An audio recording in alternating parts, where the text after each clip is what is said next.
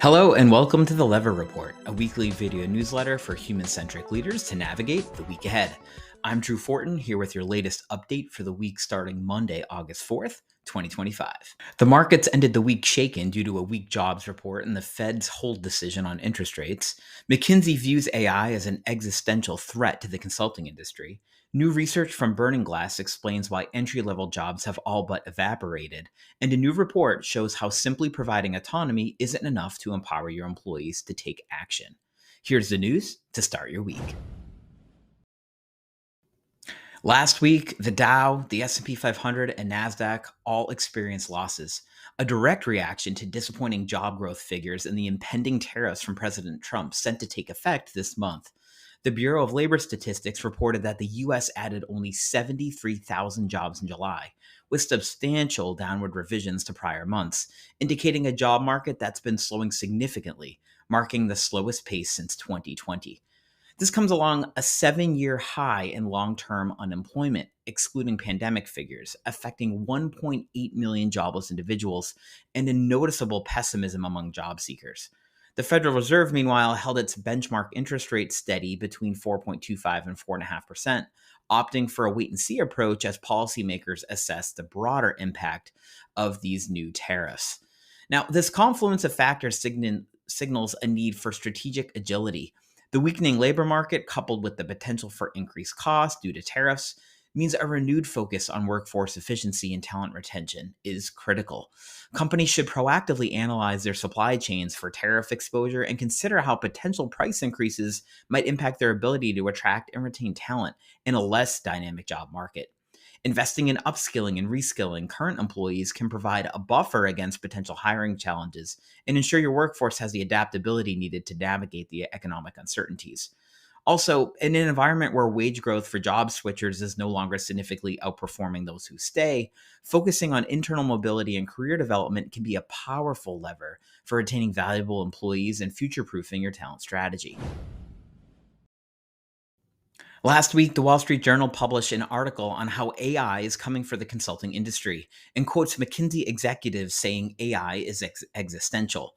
Traditionally, firms like McKinsey have thrived on providing high-level strategic advice, synthesizing complex information for CEOs. However, AI can now perform many of these tasks, often in minutes. That's even the work we do here at Lever Talent, pushing firms to rewire their entire business model. The article revealed that clients are increasingly less interested in just strategic advice. Instead, they're seeking consultants who can help with practical implementation, those that actually roll up their sleeves and get stuff done. So change management, skill development, all of these things that we're relying on, they're looking for consultants to actually come in and not just create the plan, but work alongside them. As Nick Studer, CEO of Oliver Wyman, put it in the article, companies don't want a suit with a PowerPoint, but someone willing to get in the trenches and co-create solutions. McKinsey's global managing partner, Bob Sternfels, even envisions a future with one AI agent for every human employee, with the firm already deploying thousands of AI bots to assist consultants with tasks like drafting presentations and checking logical arguments. Now, this dramatic shift in the consulting industry offers a critical lesson for all leaders navigating the AI era. The move from pure advisory to hands-on execution, driven by AI's capabilities, underscores the importance of practical application and measurable outcomes in every business function. For HR and talent strategists, this means focusing on developing a workforce that is not only skilled in strategy, but also adept at implementing new technologies and driving change. It emphasizes the need for continuous learning and adaptability within your teams, as AI will increasingly handle routine tasks, making distinctive expertise even more valuable. Leadership prioritizes fostering a culture of collaboration and co-creation as demand for partners who can truly align teams and execute plans will only grow. A new report from the Burning Glass Institute, called No Country for Young Grads, highlights the structural forces that are reshaping entry-level employment, and it reveals a concerning trend. For the first time in modern history, a bachelor's degree isn't reliably leading to professional employment. Young graduates are experiencing unemployment rates rising faster than any other group, with over half landing jobs that don't even require a college degree. This isn't just a cyclical downturn, it's due to 4 interlocking structural factors as covered in the report. First, The report points to an AI-powered expertise upheaval, where AI eliminates entry-level tasks, reducing demand for junior roles in favor of senior talent. Second, there's also a post-pandemic hiring shift as companies operate with leaner teams and prefer experienced hires who can contribute immediately. Third, AI acts as an accelerant, reinforcing these trends by providing the technical means for organizational changes companies were already pursuing. And fourth, that report focuses on a graduate glut. There's intensifying competition for increasingly scarce professional jobs, with 7 to 11 million more college educated Americans projected by 2034. This report signals a critical need to rethink talent acquisition and development strategies inside businesses. Traditional entry level pathways are eroding, so shifting investments towards robust internal upskilling and reskilling programs to equip new hires with advanced AI skills needs to move beyond rote tasks to higher value contributions. Given the preference for experienced workers, different approaches to career development like apprenticeship models or project-based learning can bridge the experience gap for recent graduates, providing them with the immediate practical exposure to things they wouldn't get otherwise. And fostering a culture of continuous learning and adaptability within your existing workforce is going to be paramount to remain competitive and utilize talent effectively. This ensures your organization can harness rather than waste the potential of an educated workforce. Now, this isn't just about efficiency, it's about future-proofing your human capital strategy. A new article from Wiley's Everything Disc highlights new research the company did that found a critical evolution in workplace empowerment.